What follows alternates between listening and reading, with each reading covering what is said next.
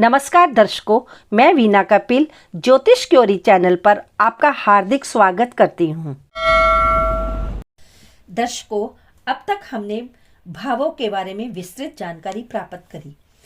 हम अब जानेंगे कि केंद्र भाव किसे कहते हैं।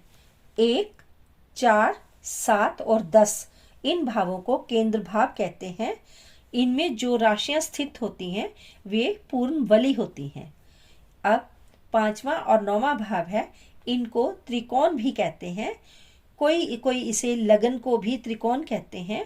जैसे 1, 5 और 9 इनको त्रिकोण कहते हैं। ये तीनों भाव पूर्ण बली होते हैं। 2, 5, 8 और 11 अर्थात दूसरा भाव, 5वां भाव, 8वां भाव, 11वां भाव, इनको पनफर कहते हैं। इन भावों में जो राशियां होती हैं वो मध्यम बली होती हैं।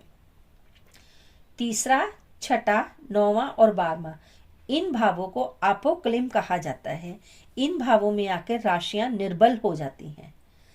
6, 8 और 12 इन भावों को अक्सर त्रिक भाव कहा जाता है, क्योंकि इन भावों में जो राशियां रहती हैं वो अशुभ होती हैं। 3, 6 और 11 इन भावों को त्रिशदाय कहते हैं। इन भावों के स्वामी बिल्कुल पाप ग्रहों जैसा ही प्रभाव देते हैं, अर्थात पाप प्रभाव, अशुभ प्रभाव ये फल देते हैं। 2, 7 और 8 इन भावों को मार्ग स्थान कहा जाता है। ये मानसिक, आर्थिक, सामाजिक, शारीरिक कष्ट देते हैं।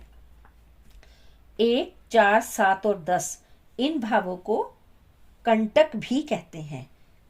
इन भावों को केंद्र भाव भी कहते हैं और इन भावों को कंटक भी कहते हैं। 3, 6, 10 और 11 इन भावों को उपचय कहते हैं, अर्थात इनमें आकर चीजें बढ़ जाती हैं। 1, 2, 4, 5, 7, 8, 9 और 12 इन भावों को अनुपचय कहते हैं।